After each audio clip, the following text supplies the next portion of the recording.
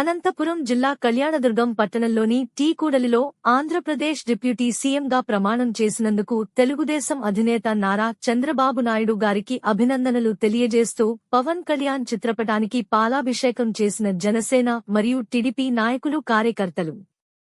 ఈ సందర్భంగా టీడీపీ, జనసేన నాయకులు మాట్లాడుతూ గత 5 సంవత్సరాలుగా వైసీపీ ప్రభుత్వంలో ప్రజలు తీవ్ర ఇబ్బందులు పడ్డారు.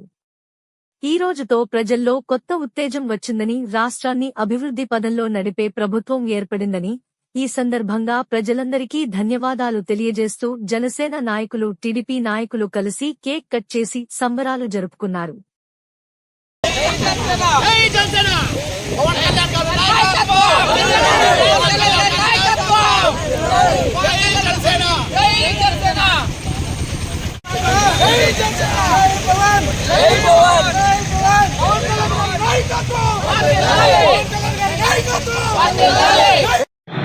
అందరికీ నమస్కారం అండి. అనంతపురం జిల్లా కళ్యాణదుర్గం పట్టణంలో ఈరోజు జనసేన టీడీపీ శ్రేణులు సంబరాలు జరుపుకోవడం జరిగింది. ఈ సందర్భంగా చంద్రబాబు నాయుడు గారు సీఎం గాను, అలాగే డిప్యూటీ సీఎంగా పవన్ కళ్యాణ్ గారిని నియమించినందుకు కళ్యాణదుర్గం పట్టణంలో పవన్ కళ్యాణ్ గారి చిత్రపటానికి పాలాభిషేకం చేసి కేక్ కటింగ్ చేసి సంబరాలు జరుపుకోవడం జరిగింది ఇరు పార్టీ నాయకులు.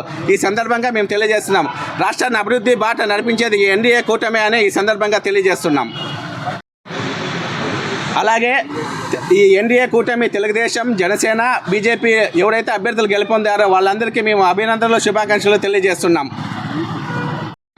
అలాగే కళ్యాణదుర్గం ఎన్డీఏ కూటమి అభ్యర్థి సురేంద్రబాబు అన్నగారు అత్యధిక మెజార్టీతో గెలుపొందడం ఈ కళ్యాణదుర్గం ప్రజలు చాలా అదృష్టవంతులు. ఎందుకంటే అభివృద్ధి చేసే నాయకుడు వచ్చారు. మన నియోజకవర్గాన్ని అభివృద్ధి పదం వైపు నడిపించేది సురేంద్రబాబే అన్నయ్య అని తెలియజేస్తున్నాం. ఈ సందర్భంగా అందరికీ నమస్కారం. ఈరోజు రాష్ట్ర ప్రజలందరికీ శుభదినం. ఎందుకంటే మనకు ఈ 5 ఏళ్ల పరిపాలన, రాక్షస పరిపాలన విడిన రోజు ఇది. ఈరోజు ప్రజలందరూ సంతోషంగా సంబరాలు జరుపుకునే సందర్భం ఇది. మరి ఈ సమయంలో రాష్ట్ర ప్రజలందరూ కూటమి అభ్యర్థులు అందరికీ, Janasena, BJP, TDP, Telugu Desam party అభ్యర్థులందరికీ 164 స్థానాలతో విజయం అందించి విజయదుందుని భోగించినారు. ప్రతిపక్షాల గుండెల్లో రైలు పరిగించినారు. ఈ రోజు నుంచి రాష్ట్ర ప్రజలకి దరిద్రమంతా వెళ్ళిపోయింది, ప్రజల కంటే దరిద్రమంతా వెళ్ళిపోయింది. సో కాబట్టి ఈ రోజు నుంచి మనం అభివృద్ధి పథంలో ముందుకు వెళ్ళబోతున్నాము. అందులో ఎటువంటి అనుమానము లేదు.